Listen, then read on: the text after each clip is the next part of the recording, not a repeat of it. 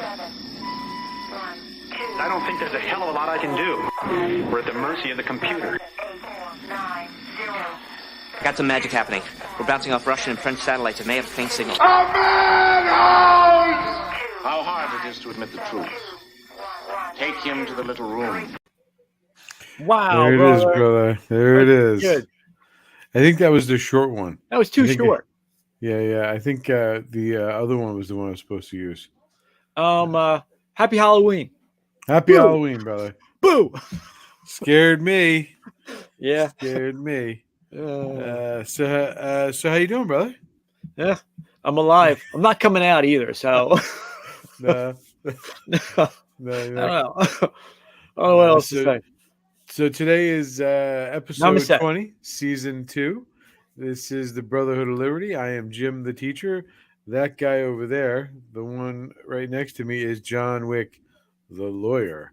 And we are together, the Brotherhood of Liberty. So, ladies and gentlemen, we have a snapping show for you tonight. It's a snapping away. We have some information on the governor's race that we have out there. We have Alec Baldwin, the murderer. And then we have China, some information on that. And last but not least, we have Pugnando with Not Pugs. Right. Oh, man. What? No pictures? Oh, geez. No pictures. Come on. No pictures. Boy. Take it off the platform. Yeah. Whatever. Sell it to the Air Force, brother. Sell it to the Air Force. All right. So you look to me like one of those guys who go sell his F-14 to the Cubans. I got no button. New Superior could be saying that. Brother, you're just gonna have to quote it. That's all it comes down to. I can't do that, of course I will. All right, so let's start with the update. So we have a big thing going on with the inflation and the rising cost of gas, and I am making my prediction again tonight here that within 6 months to a year, we are going to have price controls placed on certain items, meaning the following: bread, milk, the staples, and pretty much anything else that's a requirement for people to live. I say that price controls are going to be put in place, and the way that it's going to be done is there's going to be a movement by the guy who sleeps in the White House to put a subsidy into the pockets of these corporations so that they keep the prices down to a certain level. So if you sell X number of gallons of milk, you get this much off per gallon of milk so that it gets down to whatever the price is that's set by the government. I say that to you because there's a reason for the inflation. Inflation rises and happens because of many things, but it's something that's well known. Like, we know how to avoid inflation. We know how to keep it from happening. And the party in power doesn't care that they're causing inflation or go up because they wanted to. And it actually is connected to the first issue I want to cover in the updates here, which is, if you notice, we have this article here about the study compares electrical vehicle charge costs versus gas, and results were surprising. No, they're not surprising. They're not surprising. It costs more to have a gas-powered car per thousand miles. If you scroll down here to the bottom, if you have a $8.58 in the overall cost to drive 100 miles, $2 at $2.81 a gallon.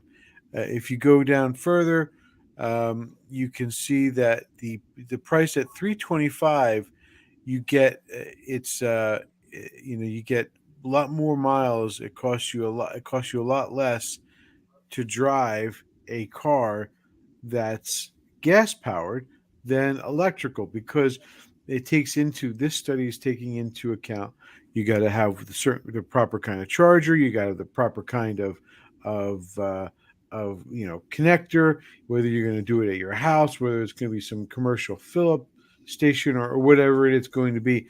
It's always going to come down to it's more expensive at $3.25 per gallon of gas than if you have electrical. So gas is cheap now. I mean, not cheap because it's over $3.50, but that's part of my point. When it was under Trump, it was under $2.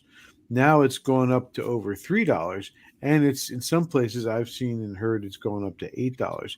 So this is not something that's unusual. It's certainly, I think, I'm going to say it, a planned part of this movement towards getting us into electrical cars, because, John, if it's cheaper right now because gas is cheaper, then the way to ensure that it's not cheaper than gas, or it is cheaper than gas, is to make sure the cost of gas goes up.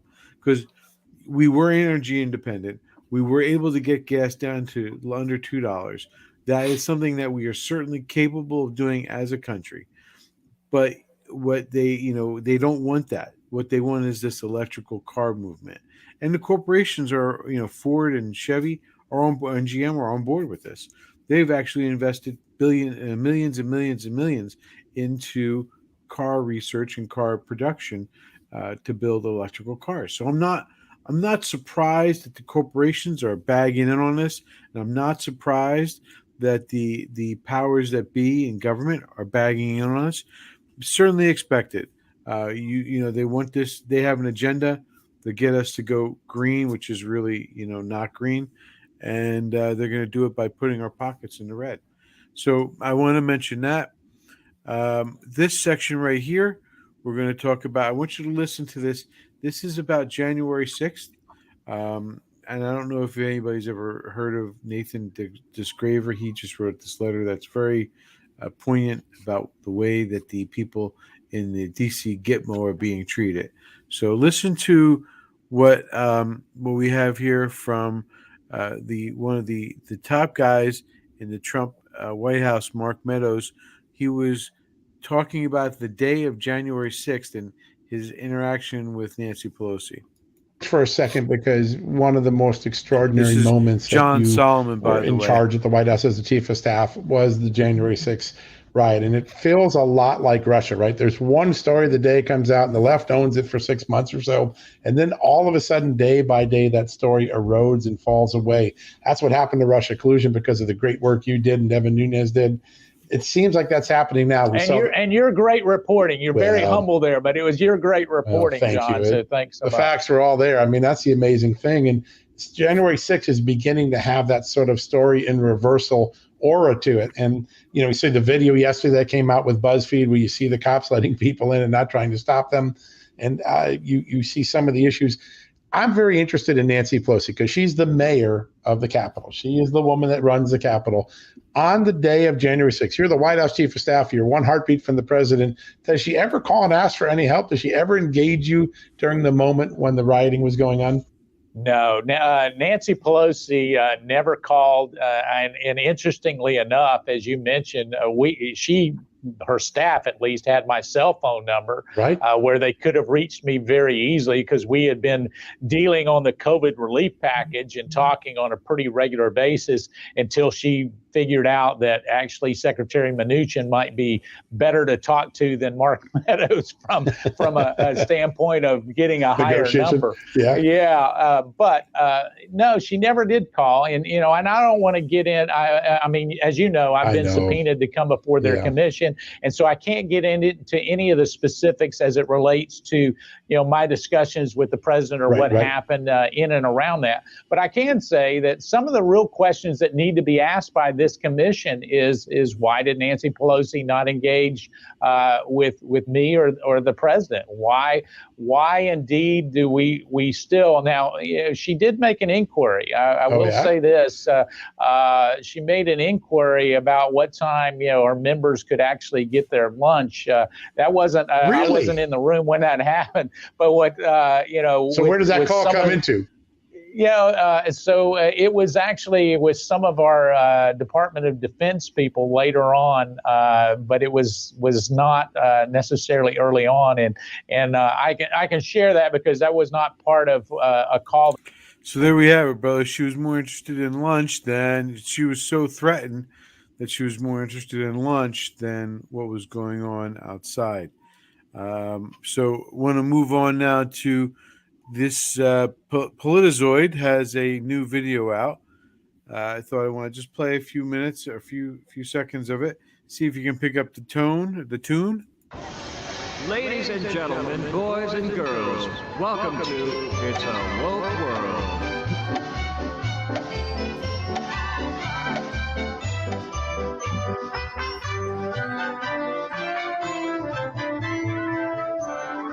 In cooperation with the Chi-Coms. Mhm. Welcome to Disney's Education Kit. So if your skin is white, it is time you can check. It's a woke world after all. It's a woke world after The Oppression Hall of Fame, brother. This is been reported pretty widely from what I've seen. This is a great little video, more political humor. And Is that Colin? Is that Colin Kopenik, whatever his name is? Yeah, that's the Colin afro's Kaepernick. too small. Yeah, they Netflix did a video The for fake him. black guy, Colin. Yeah, He got the afro too small. His afro's gigantic because he's pretending to be a black guy. He's making millions of dollars. So I wanted to close out with a couple of things. We have. So that was very. I thought that was very telling. You can watch it on your own. It's Politizoid. It's on the Politizoid channel on YouTube. But I wanted to just mention for a minute the polls we have in Virginia right now. The Virginia polls are right happening. This is a group of Democrats who showed up at the Yunkin bus, and they tried to present themselves as white supremacists. This has already been debunked, and Lincoln Project has been taking credit for it. But there's also, to be clear, They got caught. They got caught. There's also strong connections to Democrats, and probably to the Virginia Democrat running Terry McAuliffe. So I think that it's very clear this is another hit job. This is how they run their elections. This is how Terry McAuliffe runs his elections, by the way. This is straight out of the Clinton playbook. This is something that we shouldn't be surprised about. Dirty tricks, any way they can, anything at any cost, no matter what the price. They will pay it. And this is more of the dirty politics that's practiced by the Clintons, which is Terry McAuliffe. He's a product of the Clintons, or they're a product of him, whichever way you want to look at it. But I want to step over to the New Jersey governor's race. The Yunkin is very clearly ahead, according to the polls that you see coming out of Virginia. I want to point out some of the polls that are in New Jersey. Have some concerns with them. They don't look favorable for Chitterelli, who is the Republican running against Murphy. But I want to take this one. This is the Fairleigh Dickinson poll, and if you look at the percentage of the breakdown of who they questioned, they have 44% that are Democrats, 14%. That's 14 that are independents, and Republicans are 34%. So the state breakdown of party affiliation is about 24% is supposed to be Republicans. This is 40% independents, and 36 or so is supposed to be Democrat. And sometimes those two numbers flip depending on which poll you're looking at. But clearly a preponderance of Democrats are, the ones that are making up the majority of this poll, ignoring the Republican or the independents. And this is important. And the reason why it's important is because when you look at the different other polls out there, you'll see like Monmouth shows that Chitterelli is doing okay, but that Biden is seen as very unfavorable. I know Biden's not running for office, but he is, because he's the head of his party, and his negative ratings, which is dumped in the toilet, is really in a position to help Jack. It's keeping the Democrats home. It's also getting people who are pissed off to come out. And the Democrats aren't pissed off with what Biden's doing. They're quite happy. I should say the hardcore leftists. I know there are Democrats that are unhappy. They might actually come out and not vote for Murphy. They might vote for Chitterelli as a protest vote. But here in this one, we can look at the ratings given to the individual candidates, and let's see if I can pull it up. Where is it? They said in here they had the ratings gave him an A or a B. I'll just do it off my memory. The idea is that Murphy has a 70% among independents, that a C level or lower. So 70% of independents, and this is a different one than the last one I showed you. This is the Stockton poll. 70% of this and actually this one here. This is the Emerson poll. 70% of independents are looking at Murphy with a C rating. That's a killer number because independents are as bigger party in the state of New Jersey than Democrats. And so if you have Republicans show out in numbers, and there's a lot of motivation for Republicans to go out there and vote, and there's not a lot of motivation for the Democrats to go out to vote. And if you have independents who are coming out to vote, you're going to see some significant election results that are not going to go favorable towards Murphy. And this is exactly what Murphy doesn't want. This is not a slam dunk by any stretch. The pollsters in the industry want to make it look like it is. Not surprised, because that's what they do. They want to look like they're important, and this is the way they do it. They don't care if their results are off. They can always say, "Oh, well, it's just the way the numbers go." But when you look at, for example, this one right here, this is 600 votes taken, and we look at 41% Democrats, 25 Republican, and 32 Independent, and then you look at the numbers in this poll, you can see that again.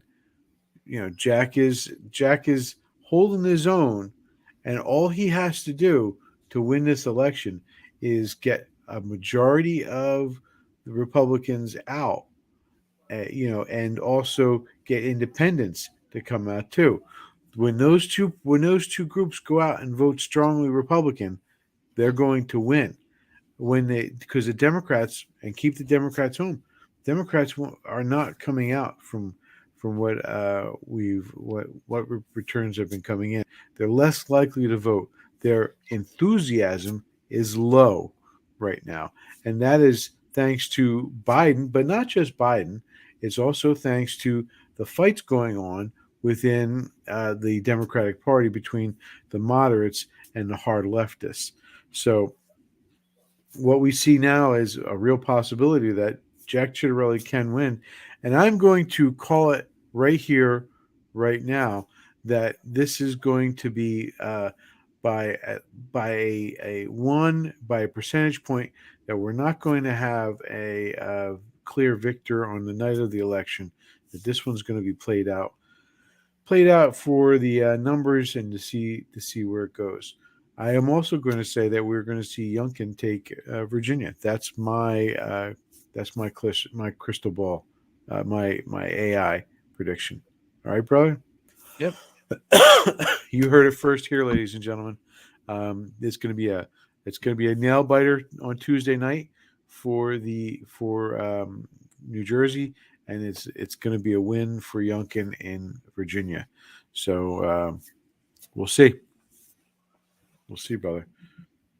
So now we move on to the Alec Baldwin. Yeah, is he a murderer? That's a good one.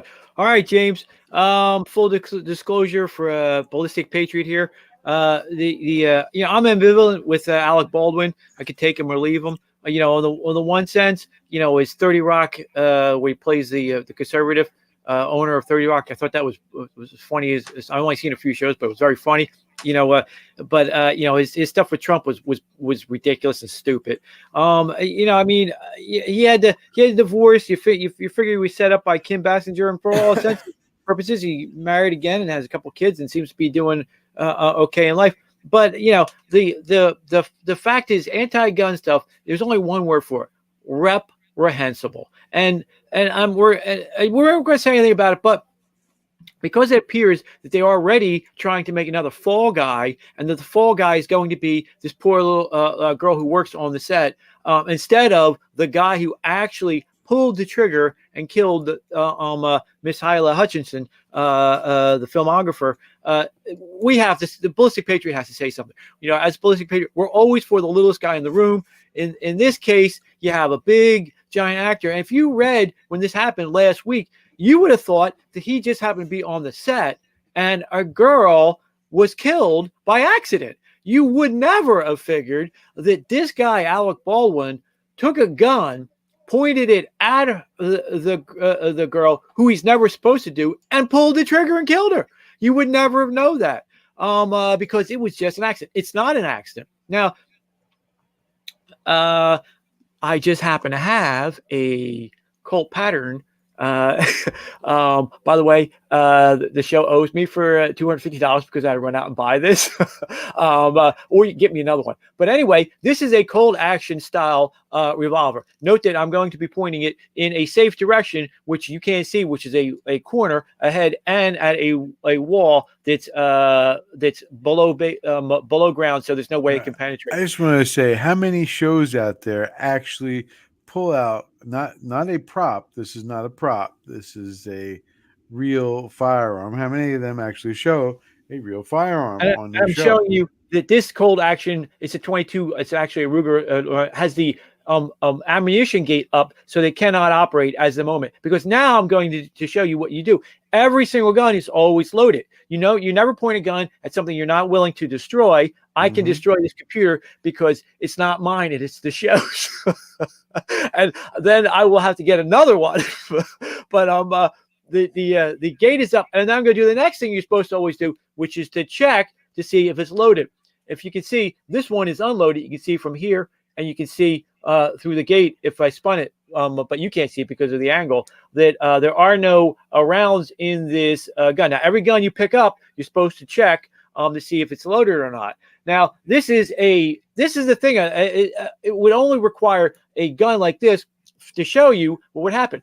Now, there is an idea that this gun went off by accident. But this is a single, this is a 22 version, but and it's a modern version because it has a transfer bar in it, so in case you drop it, it won't go off by accident. But it's still basically the same. It's a single action gun. As a single action gun, you have to pull the hammer back to cock it, which won't cock because the gate is up. But when I close the gate, you have to pull the hammer back, right? And then you have to pull the trigger. You need two actions. Now, a modern revolver, like my Dan Wesson, you have to pull the trigger back, and that pulls the hammer back for you. There's a lot of fighting for that. And then you get to a certain point where you hit the sear and the hammer comes forward. That's a double action revolver. This is a single action revolver. The gun he was using was a single action revolver. There's no way to get this hammer back unless he pulled it back himself. So he had to pull this hammer back, which indicate which is not an accident. This gun did not go off by an accident. Sure, he killed a person,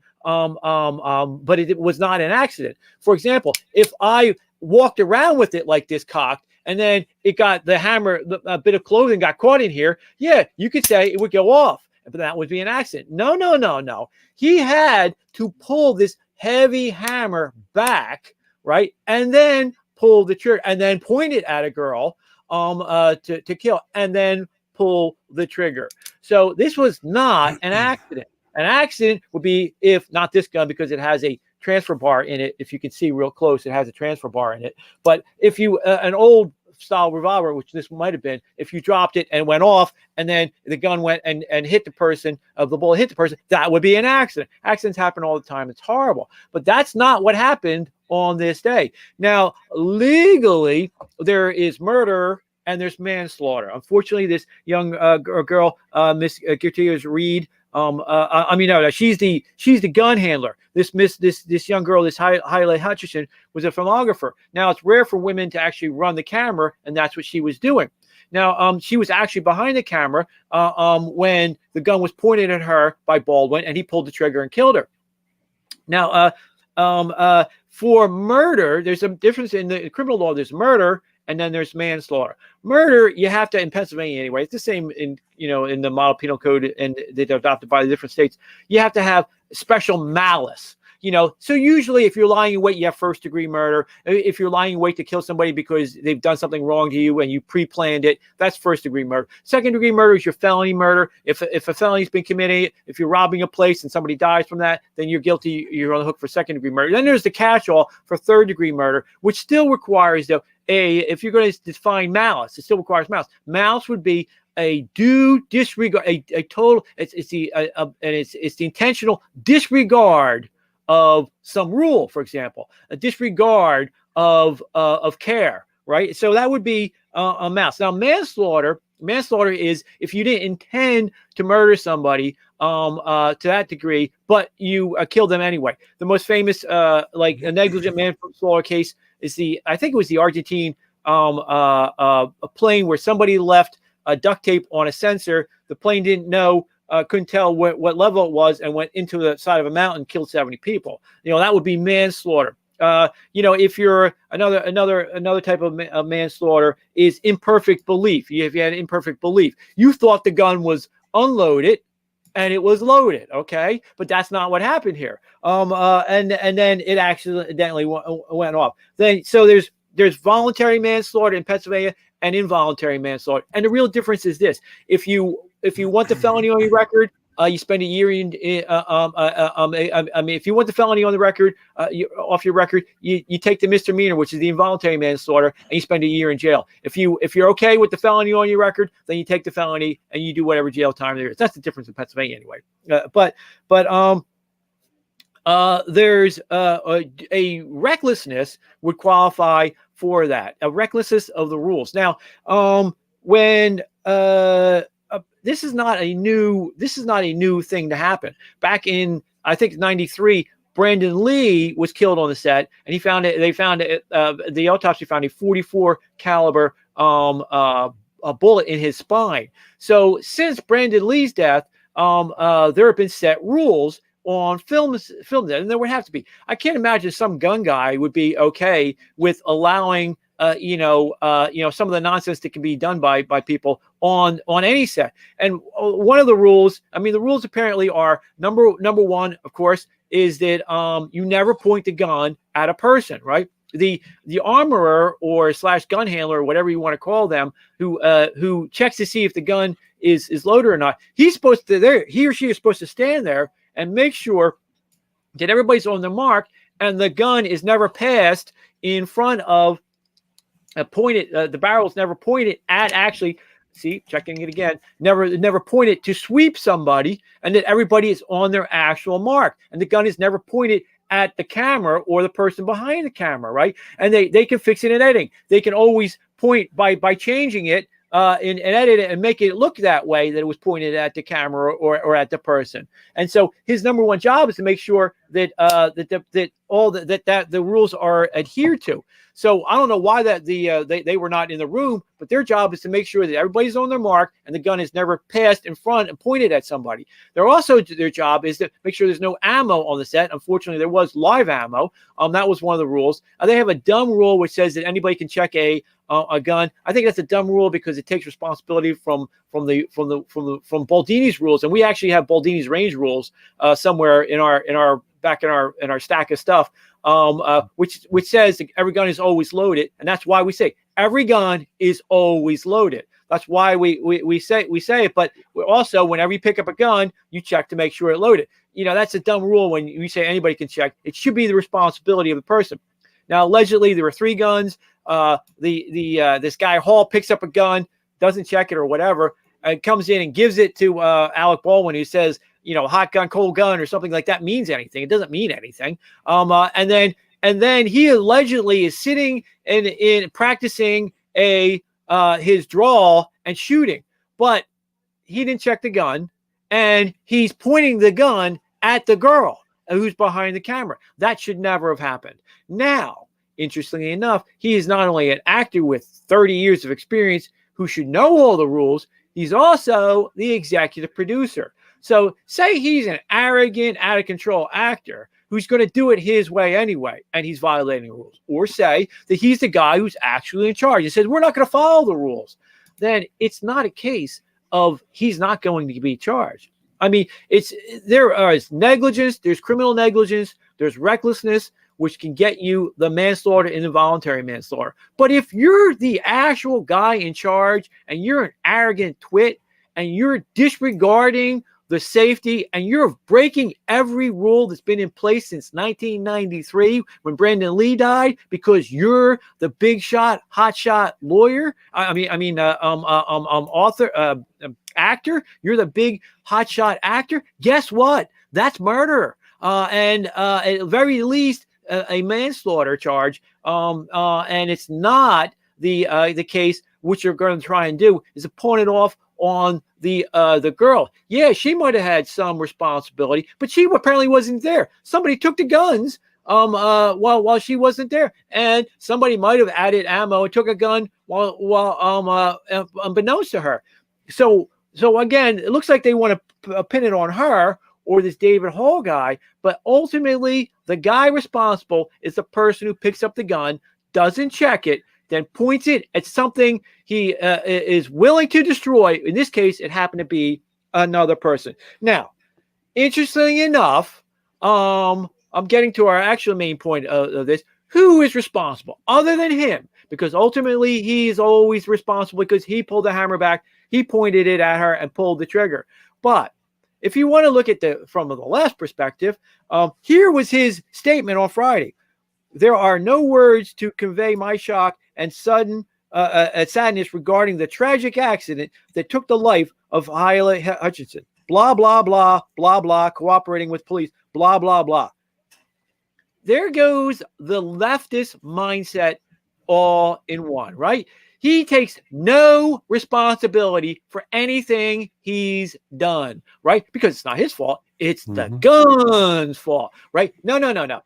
Just last week, right before this, there was a sentencing. Well, the beginning of the sentencing was a guilty plea for the Parkland shooter. This is that idiot. We're not going to mention his name because they all want fame, who killed all the kids down in Parkland High School, right? He, in his list of things, blamed at the end of it marijuana. Now, are we going to say, oh, that's what caused this guy to take an AR-15, this kid, this idiot kid, and shoot and kill all these people down in Parkland High School? Are we going to then go about banning all marijuana? Well, it's already been done, right? And then going through all that nonsense again? No. We know that this is a murdering jerk who's just using that as an excuse. You know, any grown-up would know that. How come the left refuses to be grown-ups, right? Now, every once in a while, I will get some parent from the Sandy Hook, one of these creep parents. I'm going to call them a creep because that's what they are. Creep parents from the Sandy Hook massacre, when some other idiot kid took a AR-15 and killed all those poor kids in the school, coming on to my video and blaming me, a gun owner in another state, for the death of her child. They're a creep. There's something wrong with them. They want to blame somebody else. I was not in the state of Connecticut. I had nothing to do with the state of Connecticut. I think the state of Connecticut should be stateified and should be made just a county. I can't stand Connecticut. I hate people from Connecticut.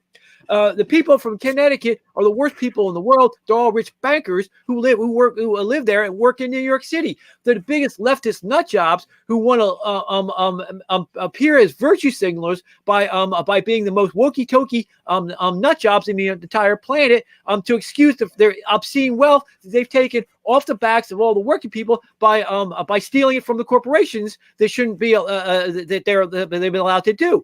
And then going back home and pretending to be so superior to everybody else. I hate everybody from Connecticut, but I had nothing to do, as every other gun owner in the United States of America, with the people from Connecticut, either this idiot mother who or the idiot doctors who put this kid on in Sandy Hook on psychotropic medicines kicked out the father so he couldn't beat the crap out of the kid when he picked up a gun and said something stupid and didn't have him on the scene, or who didn't let this kid go off the rails a ton of times before he did a horrible act. It had nothing to do with me or the rest of the state. It had everything to do with everybody and all the creeps in Connecticut who should not be a state. I can't stand it, right? Had nothing to do with me, had nothing to do with marijuana.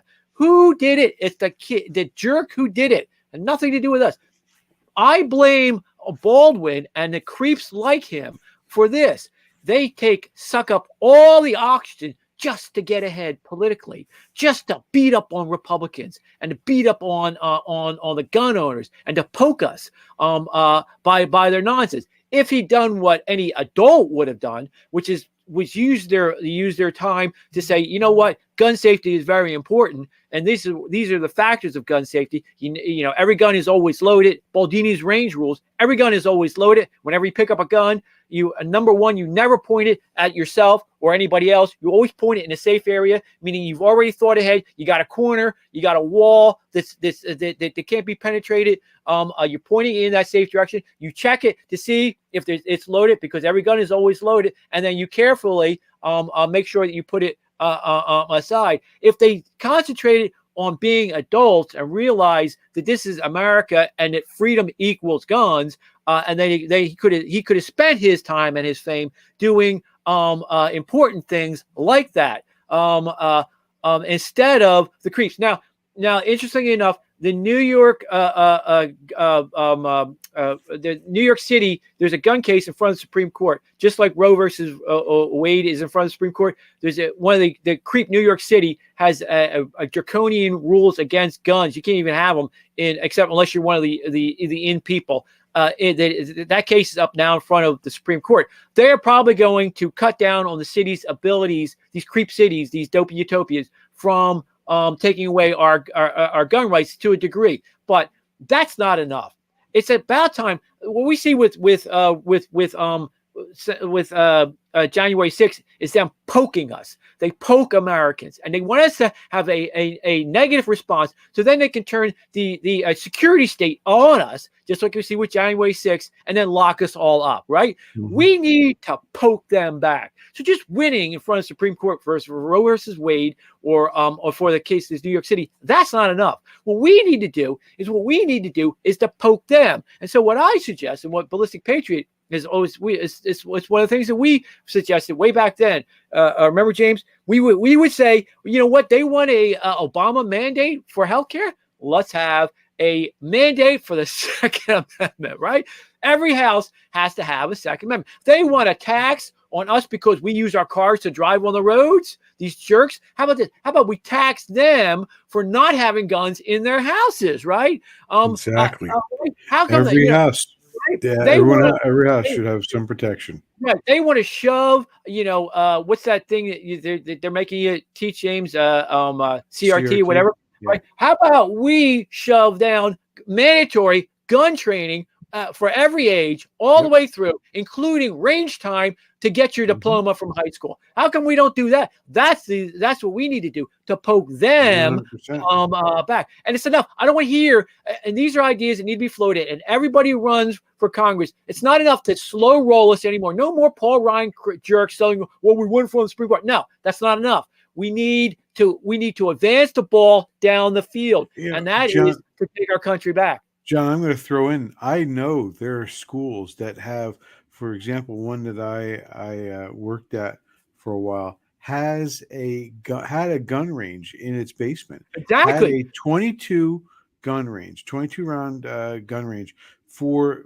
that express purpose, because they would actually take the gun apart, and they had a team, but they would also teach how to clean it, how to fix it, how to, the gunsmithing program. That this is what they had, and this is no longer part of our school system. You want federal money? No more No Child Left Behind crap. You have to install the gun range and train everybody so that they can take their spot as a citizen soldier, which is what you are if you're an American. Oh yeah, by the way, Truth, Justice, and the American Way is now the Ballistic Patriots.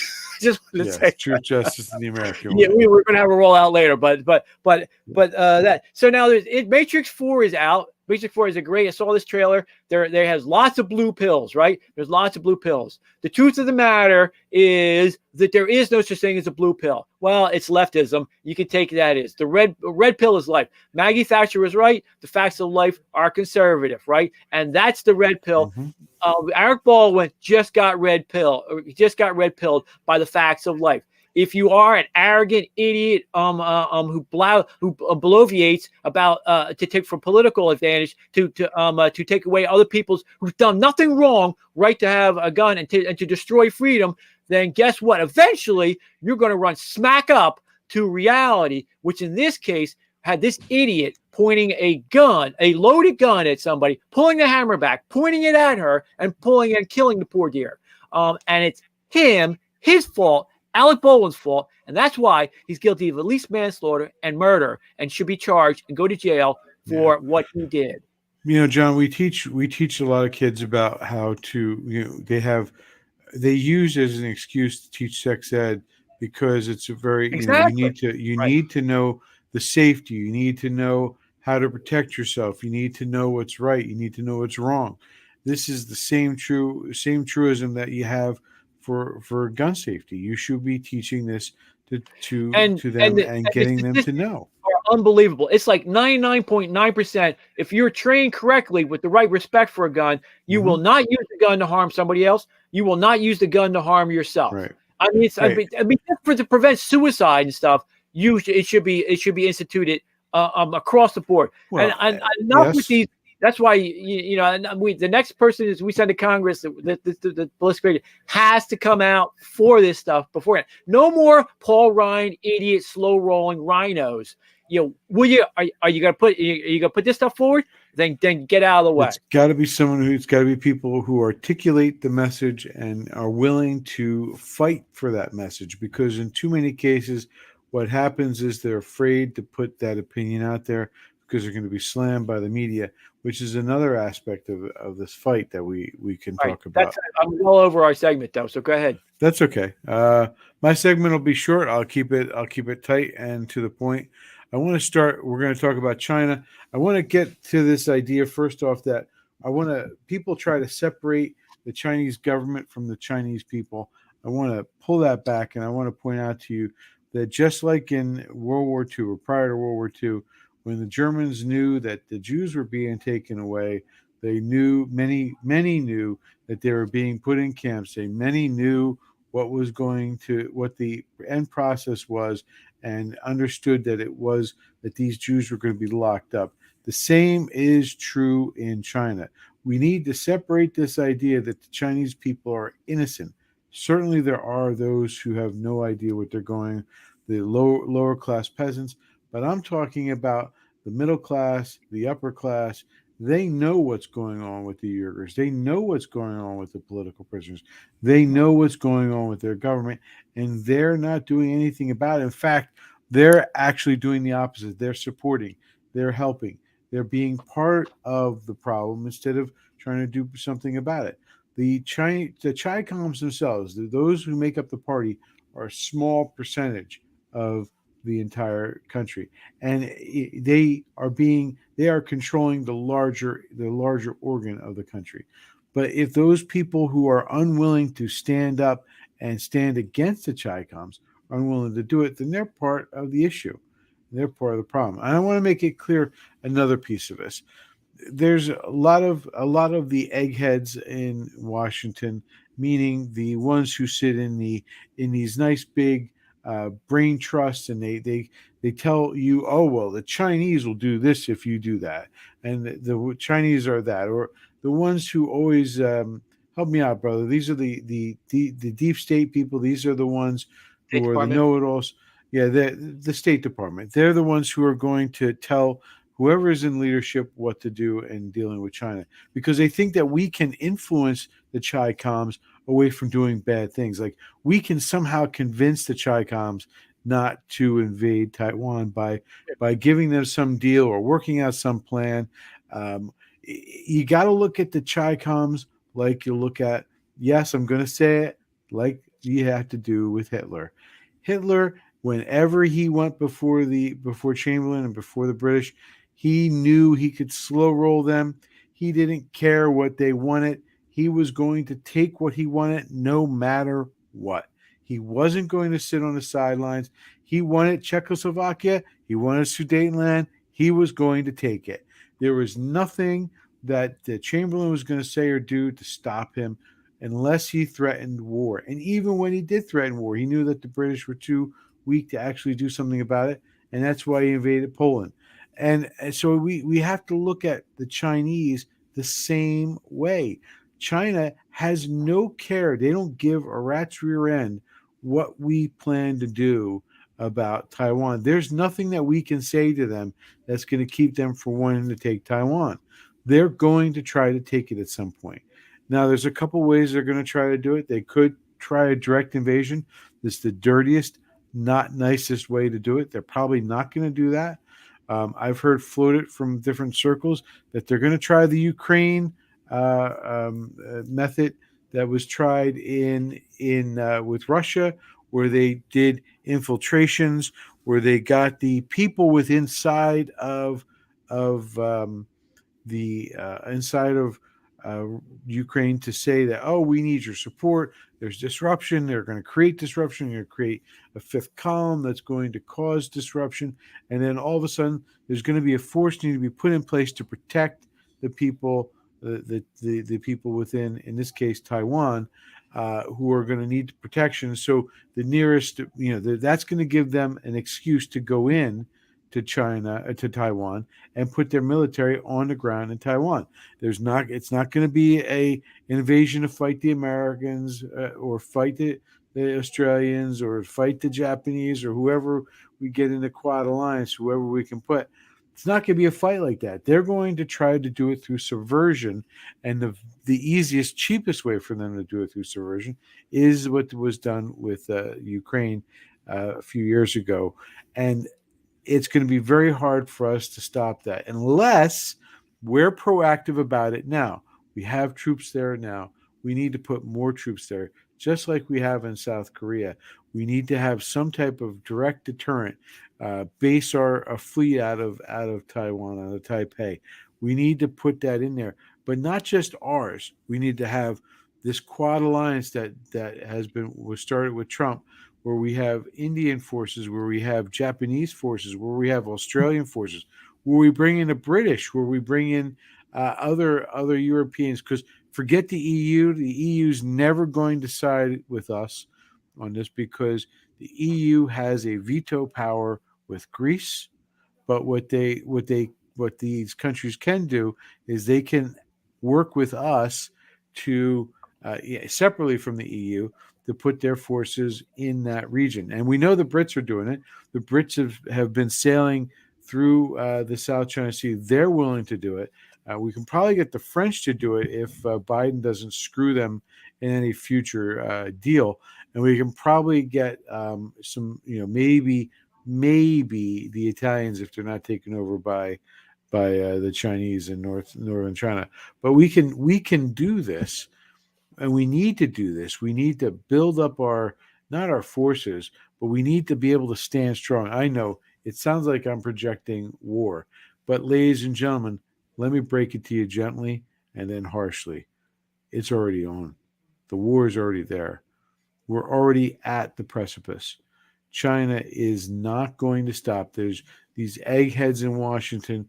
There's nothing that we can do to appease them. It's just like the Iranians. The Iranians are hell-bent on getting nuclear weapons, just like the North Koreans were. And they are hell-bent to get what they want. They're going to get it. That's what totalitarians do.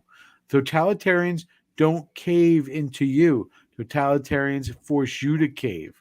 That's the whole point. They can't lose. If they lose, they look weak. If they look weak, they get thrown out of office and spend the rest of their lives in the Maldives. That's where you have to start looking at this. Winnie the Pooh is not going to change his mind. He knows what he wants. Taiwan it's also something else too. You have to keep this in mind. Taiwan is an embarrassment to the Chinese. It is an embarrassment to Winnie the Pooh. Xi Jinping, I think. Is that how you say his name? Jumping G. Yeah. It's an embarrassment to him. It's an embarrassment to him. Why is it an embarrassment? Because you have a democratically elected government sitting in the island that was formerly known as Formosa, but is today Taiwan. It is actively working well, producing better material than China itself, than everything that he's thrown billions and trillions of dollars into the industry within. We've done it too. We've thrown all this money into China, and they still can't outproduce the Taiwan when it comes to the chip quality. They still can't outproduce them. Why? Because Taiwan is a democratically elected government. It's got people. It's got capitalism. It is expanding. It is strong. It is going to continue to get strong unless China can take it over. So they're looking at the two models. This tiny little island is outproducing and outdoing the big China mainland. And so I say this, brother. I say this model is actually worth us defending and protecting, because this model is exactly when the Chi-Coms fail, when the Chi-Com government collapses, and it will, because of what I didn't put it up yet, but because of things like Evergrande, that when the Chi-Coms fail, it's going to cause two major things to happen. First off, there's going to need to be a replacement government. The people within Taiwan are perfectly placed to take that over. Second, it's going to cause dramatic financial trouble in countries around the world, including our own, because we have these, as you mentioned, these Connecticut bankers, John. These people who live in Connecticut. I hate everybody from Connecticut. These people who live there, what they do is they used our retirement monies. They used our money that we've invested in funds to buy into China. We're never going to get that money back. I want to make it clear. The money that's been invested in China by the banks that we have that are investing, like the money that they've done with the financial firms that they invested in China, you're never going to get that money back. When it comes to paying off these bills, when like things collapse and they want to pay them off, you know what they do? They end up just saying, we're not taking care of you foreigners. We're going to take care of the Chinese people. That's what they're going to do. They're not going to care about the American investment companies. And here, Connor, good seeing you, buddy. Gave all this money to China and get nothing but diseases and chaos. Yes, that is very, very true. That's all they're interested in. They're interested in taking over the world. Keep in mind that China believes that the mandate of heaven that they have doesn't just say that the Chinese government's in charge of China, but China is in charge of the entire planet, and now the skies, the moon, Jupiter, and all the planets, Mars, that is Chinese territory. We are living on Chinese territory that should be controlled by China. That's what they believe. And so if you think that you're going to be one of those eggheads in Washington that are going to say, no, China just wants to make, or these uniparty clowns, China just wants to make money and do well economically. No, they don't. They want to supplant us. They want to take us over. They want to control the entire planet. That's their goal. And they will do it if we don't stop them, brother. And so that is my segment on the Chinese, the Chi-Coms and the evils of China. We are 54 minutes. All right. So I have to do this in 6 minutes. Pugnando pro Dio, meaning we're fighting for God. We're not doing apologetics, because the only apologizing we doing is at night on our knees to God for everything that happened today, including probably this. But I got my Bible out today, brother. I got to get in a Bible today. And today He's Bible diving. Watch out, part folks. two for Pugnandio Part 2 of our You Shouldn't Be a Slave. So last time we talked about we call it the Freedom Gospel, John 15:15, which says, I don't call you slaves because the slave doesn't know the mind of his master. I've told you everything the Father's told me to tell you.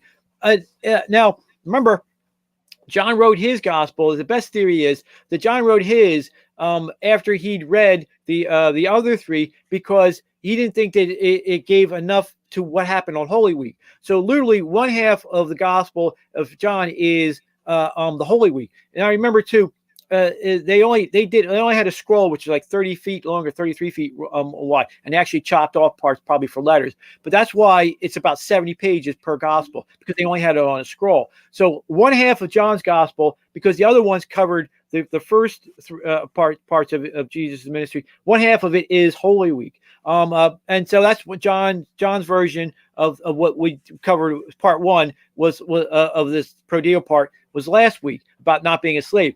But in an earlier gospel in Mark, there's another part. There's another version of the Last Supper, and in it, the request of James and John, and that's what this is Mark 10:35. James and John, the sons of Zebedee, came to him. Teacher, they said, we want you to do for us whatever we ask. And Jesus says to him, what do you want me to do? He says, they reply, let one of us sit on your right and the other at your left in your glory. And Jesus said, you don't know what you are asking. Jesus said to him, can you drink the cup I drink or be baptized with the baptism I am being baptized with? Yeah, we can, these two idiots said.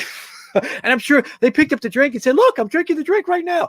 Now, of course, Jesus, because he was God, was really probably referring to Heraclitus. Heraclitus was the great Greek philosopher who said, you can only put your foot in the river one time, right? Because once you put your foot in the river, right, you can't go back into it again, right? He's making a reference to time, right? And of course, Heraclitus is, acolyte then. Well, technically, you can't even put it in that one time because as you put it in, your foot is the river is moving, right?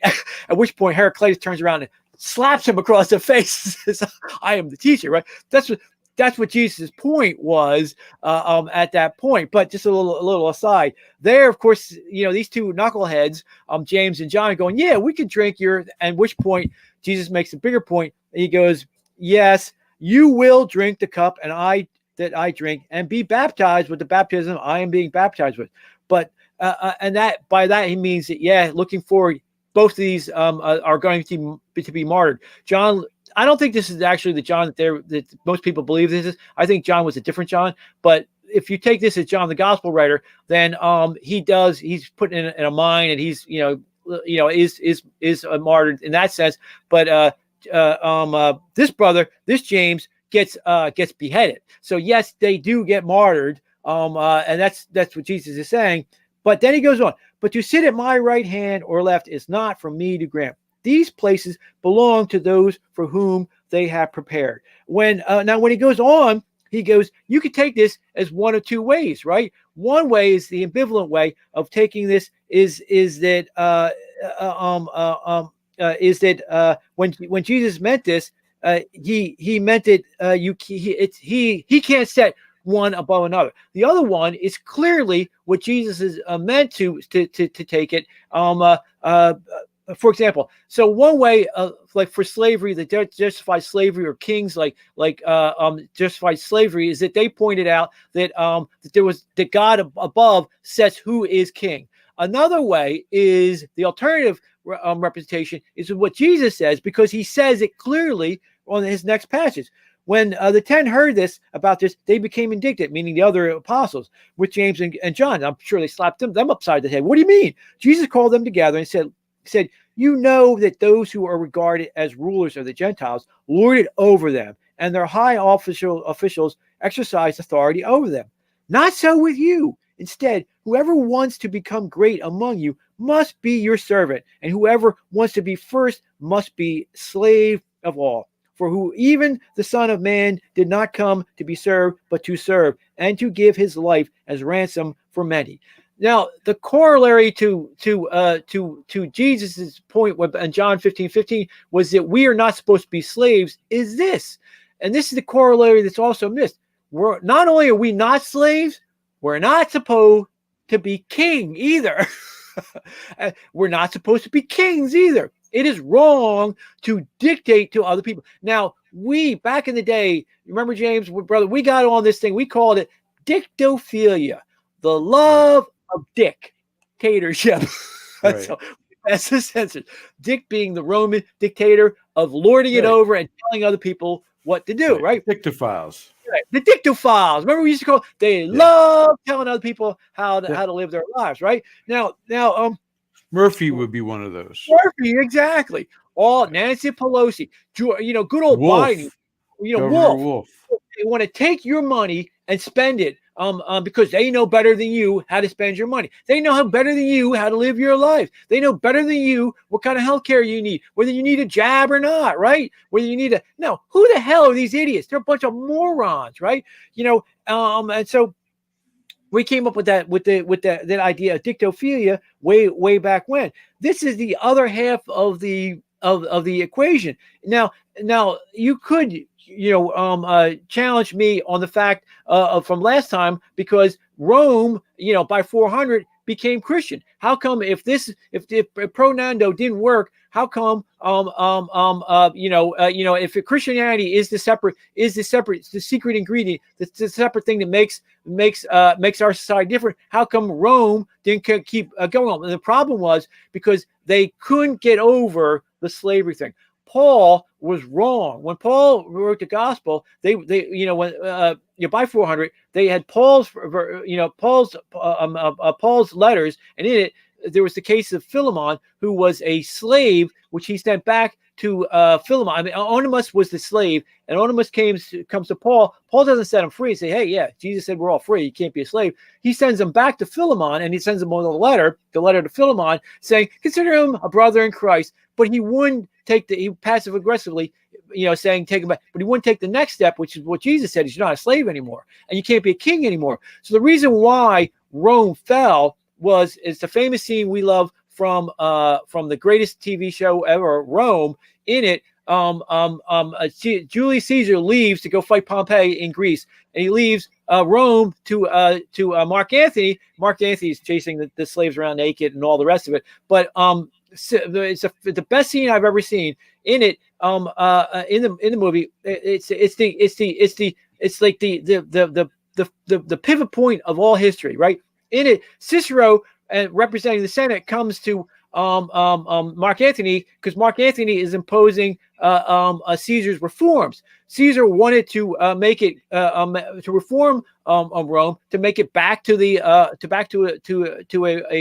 republic, and to reinforce the republic.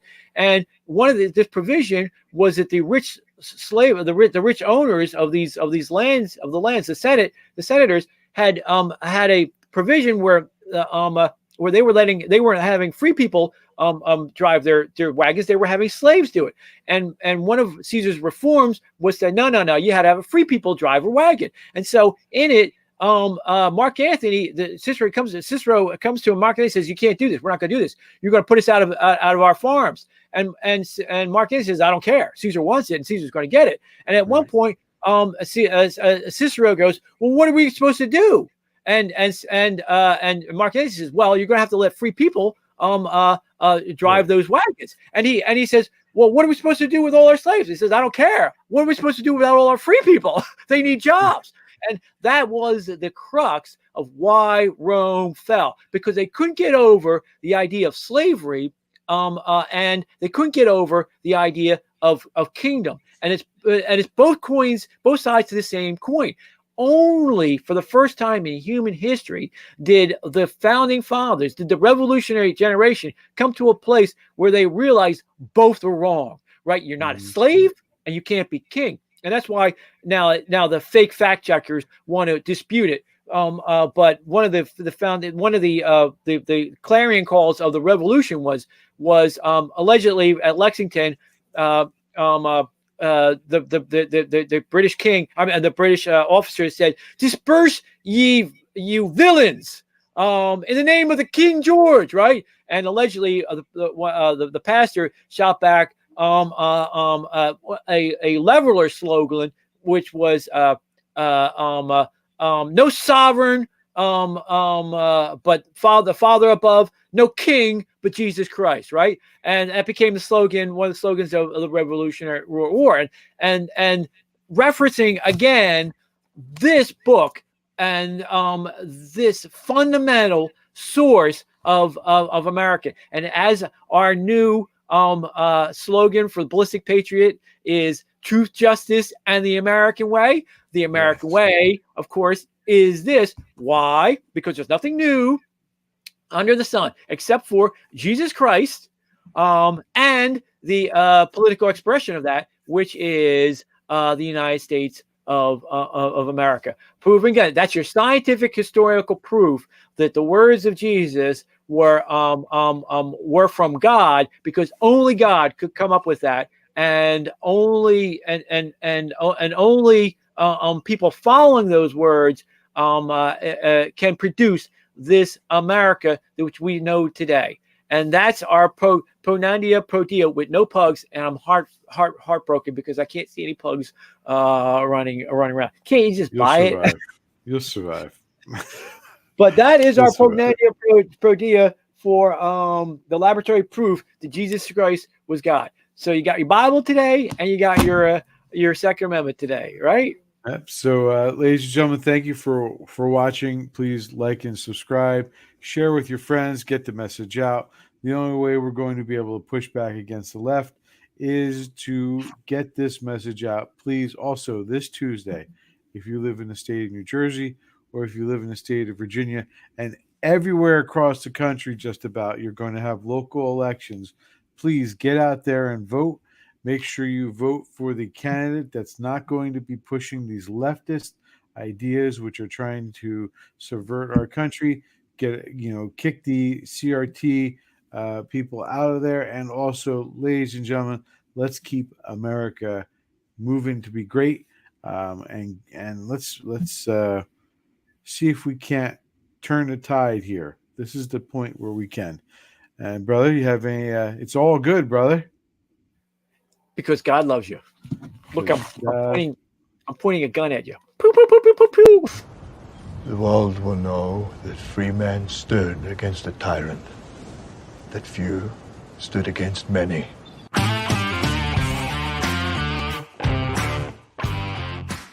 Knucklehead idiot Fauci was on TV today. I think he was always on TV. Today he was saying some kind of nonsense that if you're not wearing a mask, you're violating other people's civil rights. It's the exact opposite, but what you expect from a totalitarian.